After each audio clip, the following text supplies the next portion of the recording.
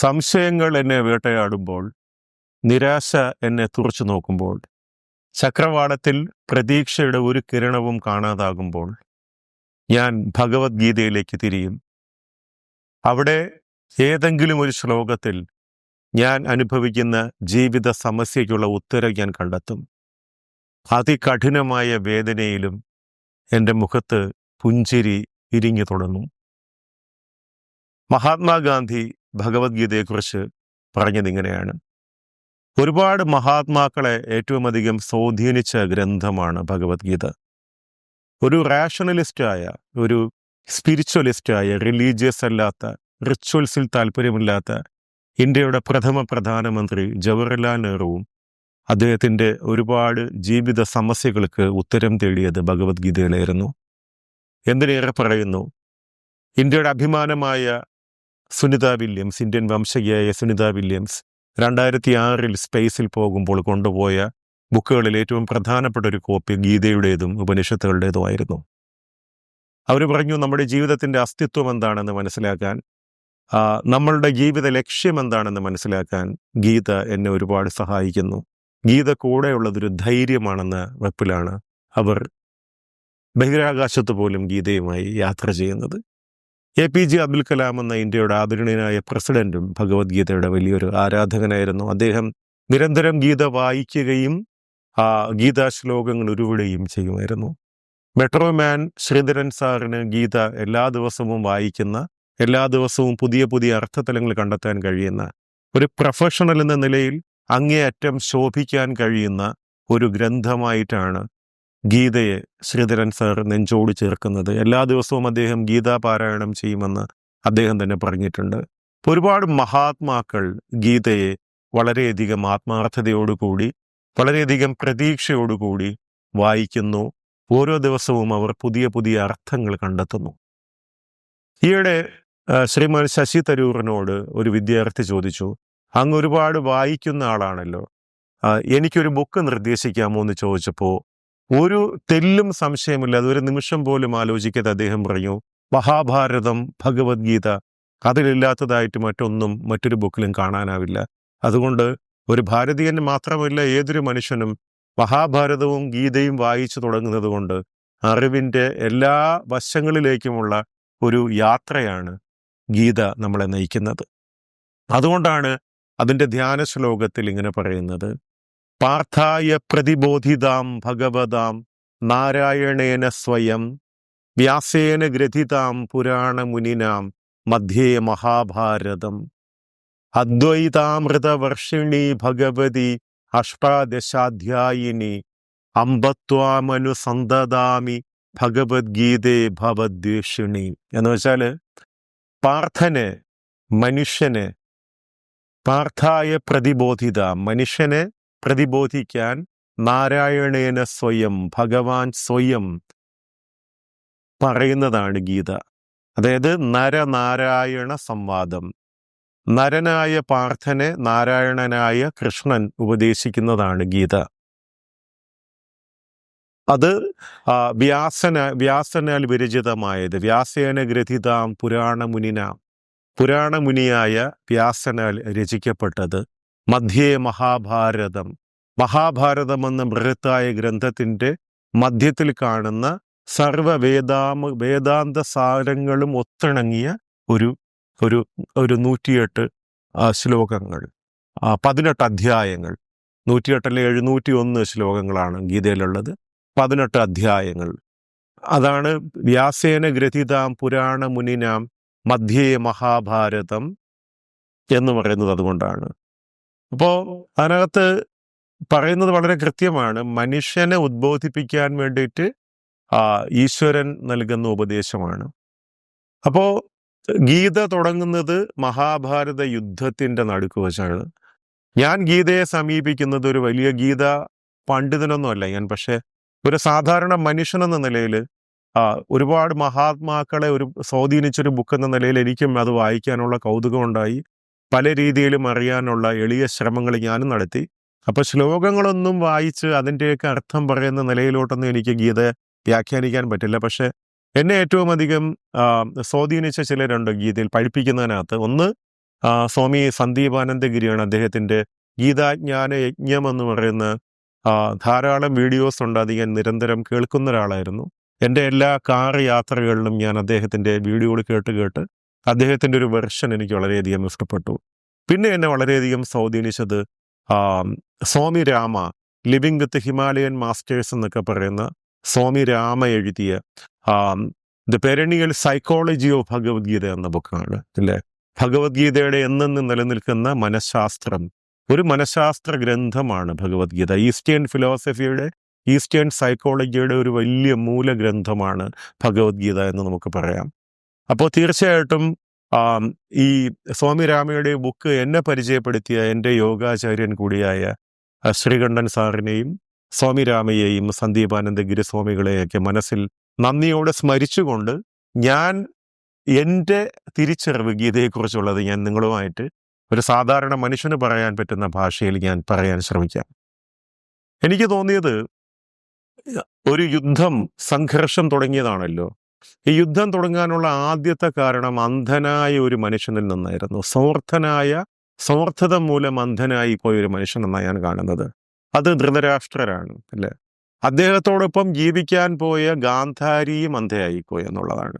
ഞാനതിനൊരു symbolic representation ആയിട്ടാണ് കാണുന്നത്. ഒരു അന്ധനായ മനുഷ്യനോടൊപ്പം ജീവിച്ച സ്ത്രീയും അന്ധയായി. അപ്പോൾ വളരെ സ്വാർത്ഥരും അന്ധരുമായ മാതാപിതാക്കൾ വളർത്തിയ മക്കളും അധർമ്മികളായി മാറി, അല്ലെങ്കിൽ അവരെല്ലാവരും അവരുടെ ഒരു സെൽഫിഷ് ആയിട്ടുള്ള ആൾക്കാരായി മാറി എന്നുള്ളതാണ്. ഇല്ല, ദുര്യോധനൻ ധനത്തെ ദുരുപയോഗം ചെയ്യുന്നവൻ, ദുശാസനൻ നല്ല ശാസന കേൾക്കാത്തവൻ, അങ്ങനെയൊക്കെ നമുക്ക് ഓരോ പേരിനകത്ത് തന്നെ അർത്ഥം ഉണ്ടാകാം. അപ്പോൾ അങ്ങേയറ്റം നെഗറ്റിവിറ്റിയുടെ, സ്വാർത്ഥതയുടെ, അധർമ്മത്തിൻ്റെ വഴിക്കാണ് അന്ധനായ സ്വാർത്ഥനായ ഒരു മനുഷ്യൻ മക്കളെ വളർത്തിയതെന്നുള്ളതാണ് ആദ്യത്തെ പാഠം. ഇന്ന് നമ്മുടെ പാരൻറ്റിങ്ങിനകത്തൊക്കെ വളരെ ആത്മാർത്ഥമായിട്ട് നമ്മൾ പഠിക്കേണ്ട ഒരു കാര്യമാണ്. മക്കളെ നന്മയുടെ വഴിയിൽ, ആത്മീയതയുടെ വഴിയിൽ നയിക്കാത്തതിൻ്റെ ഒരുപാട് പ്രശ്നങ്ങൾ നമ്മുടെ നാട്ടിൽ നമ്മളിന്ന് കാണുന്നുണ്ട്. അതിനെപ്പറ്റി നമുക്ക് വേറൊരു അവസരത്തിൽ ചർച്ച ചെയ്യാം. തീർച്ചയായിട്ടും ഇതൊക്കെ നമ്മുടെ ഓരോ അവസ്ഥയ്ക്കുമുള്ള ഒരു ഉത്തരമാണ് നമുക്ക് ഗീതയിൽ നിന്ന് കിട്ടുക. അപ്പോൾ മക്കളെ നേർവഴിക്ക് വളർത്താൻ ഒരു അച്ഛനും അമ്മയ്ക്കും കഴിയാത്തത് കൊണ്ടാണ് അവർ സ്വാർത്ഥരായത്, അവർ അധർമ്മികളായത്, അവർ നല്ല ശാസനകൾ കേൾക്കാത്തവരായത്, അഹങ്കാരികളായത്, യുദ്ധോശക്തരായതല്ലേ, അവർക്ക് ആക്രമണ സ്വഭാവം ഉണ്ടായതൊക്കെ അതുകൊണ്ടാണ്. ഇപ്പം മറ്റുള്ളവൻ്റെ അവകാശപ്പെട്ടതൊക്കെ പിടിച്ചെടുക്കാനുള്ളൊരു ത്വര അവർക്കുണ്ടായത് അങ്ങനെയാണ്. സ്വാർത്ഥത അങ്ങനെയാണ് ഉണ്ടായത്. അവിടെ നിന്നാണ് സംഘർഷങ്ങളുടെ, യുദ്ധങ്ങളുടെ ആരംഭം. അങ്ങനെയാണ് നമ്മുടെ ഭഗവത്ഗീതയിലെ, മഹാഭാരതത്തിലെ യുദ്ധം തന്നെ ആരംഭിക്കുന്നത് അതുകൊണ്ടാണ്. ഒരു സ്വാർത്ഥനായ പിതാവിൻ്റെ സ്വാർത്ഥതയും അത് അങ്ങനെ വളർത്തിയ മക്കളുടെ സ്വാർത്ഥതയാണ് എല്ലാ സംഘർഷങ്ങൾക്കും കാരണം. അതാണ് ഗാന്ധിജിയെ ഏറ്റവും അധികം സ്വാധീനിച്ച ഗീതാ ശ്ലോകവും അത് തന്നെയായിരുന്നു.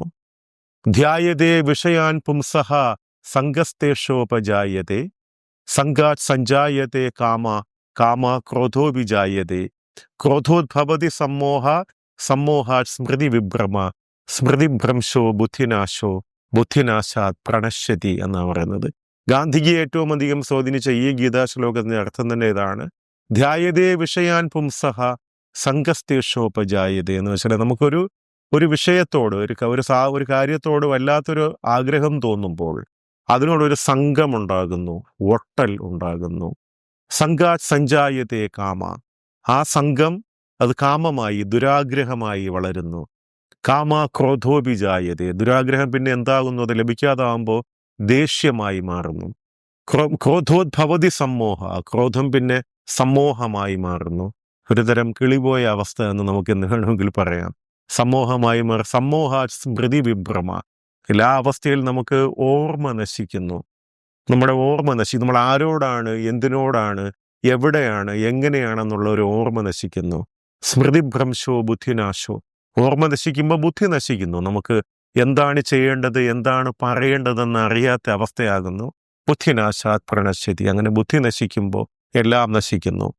അതല്ലേ നമ്മുടെ ഭാരതത്തിലെ 4 മഹാവാക്യങ്ങൾ ഏറ്റവും പ്രധാനമായി പറയുന്നത് പ്രജ്ഞാനം ബ്രഹ്മ എന്നാണ്. അറിവാണ് ഏറ്റവും വലിയ ദൈവം. അറിവാണ് ദൈവം എന്ന് വെച്ചാൽ ബുദ്ധിയാണ് ദൈവം.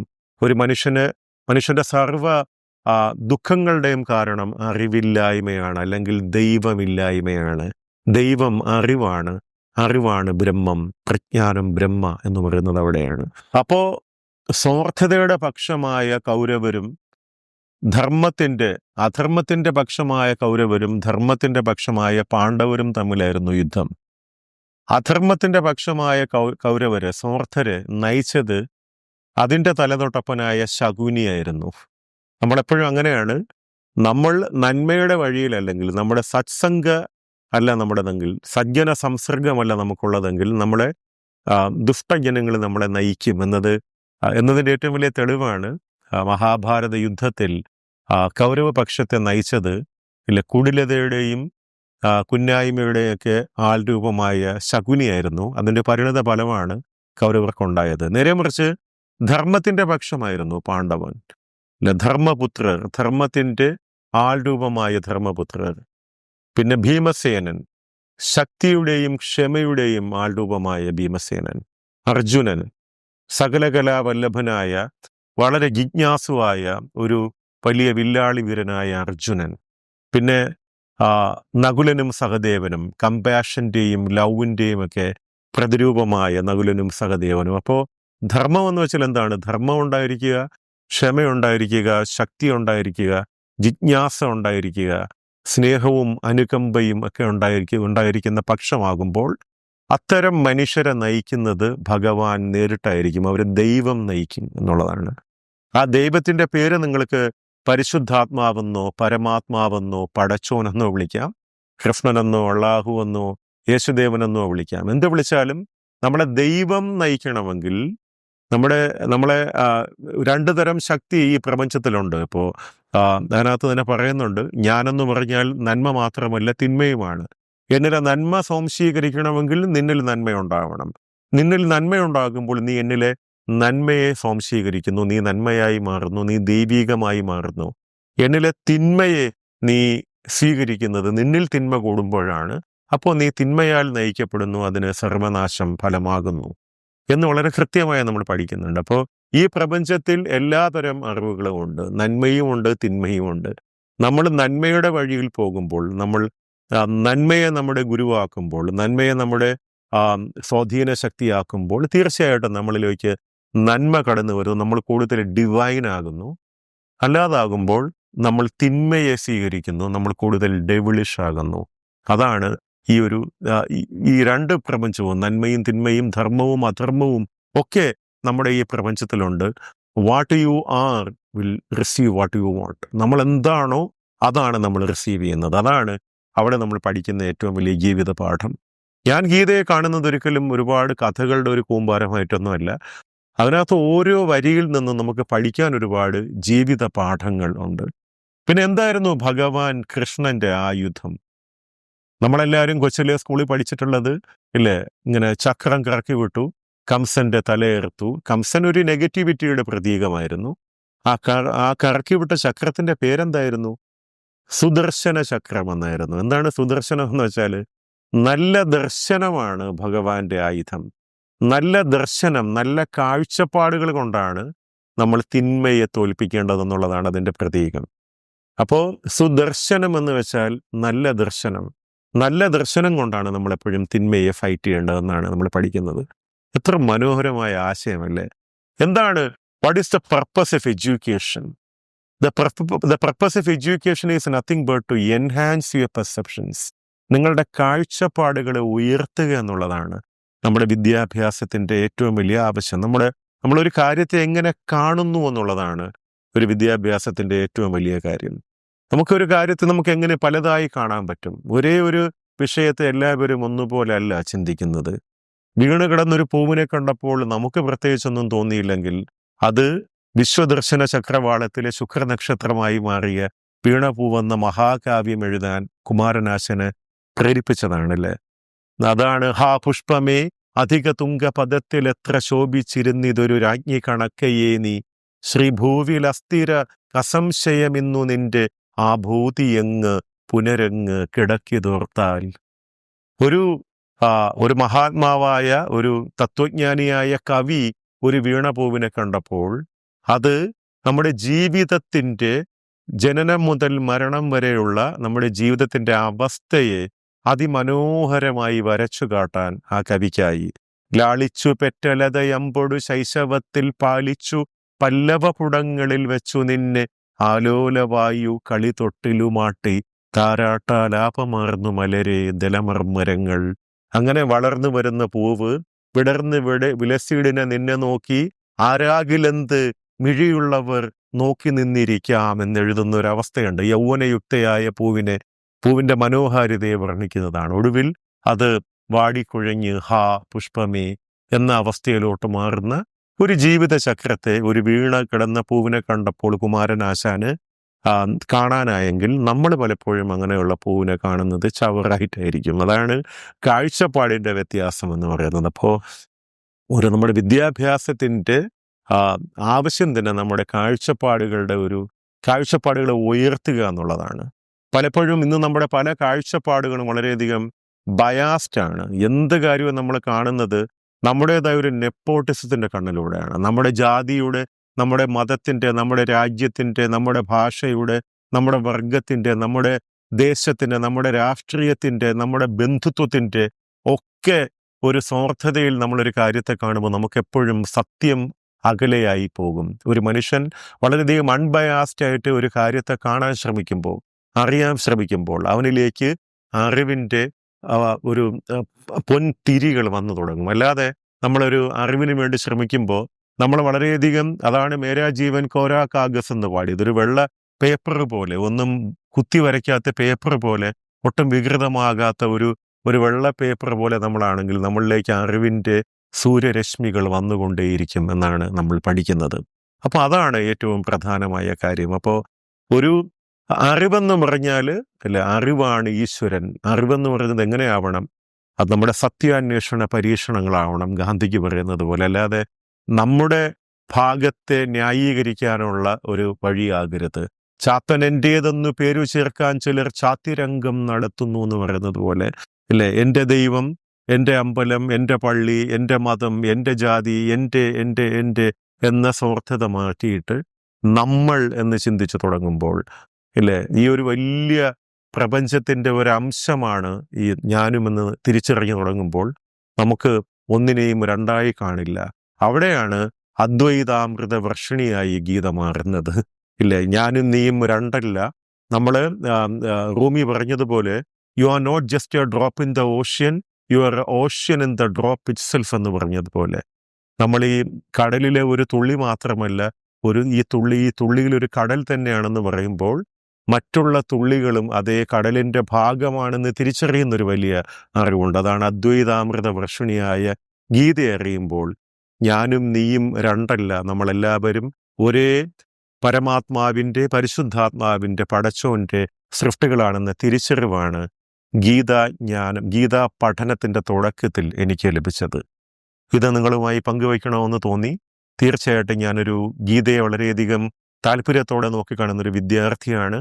എനിക്ക് മനസ്സിലാകുന്ന കാര്യങ്ങൾ ശരിയോ തെറ്റോ എന്നറിയില്ല, പക്ഷെ നിങ്ങളുമായിട്ട് ഞാൻ ധൈര്യമായി പങ്കുവയ്ക്കാം. നിങ്ങൾക്ക് അഭിപ്രായ വ്യത്യാസങ്ങളുണ്ടെങ്കിൽ എന്നെ തീർച്ചയായിട്ടും കമൻറ്റ് ബോക്സിൽ അറിയിക്കാം. നമുക്ക് ചർച്ച ചെയ്യാം, പഠിക്കാം. ഇല്ല, ഇതറിയാനും അറിയിക്കാനുമാണ്, അല്ലാതെ തർക്കിക്കാനും ജയിക്കാനുമല്ല എന്ന് ഗുരുദേവൻ പറഞ്ഞതുപോലെ നമുക്ക് നല്ല ഗീതാ വിദ്യാർത്ഥികളാവാം. ജീവിതത്തെ കുറച്ചുകൂടി അഗാധമായി, ശരിയായി, സത്യസന്ധമായി അറിയാൻ ശ്രമിക്കാം. ഇത്രയും സമയം എന്നെ ശ്രവിച്ച എല്ലാവർക്കും നന്ദി. വീണ്ടും അടുത്ത വീഡിയോയുമായി വേഗം വരാം. Thank you so much for watching me.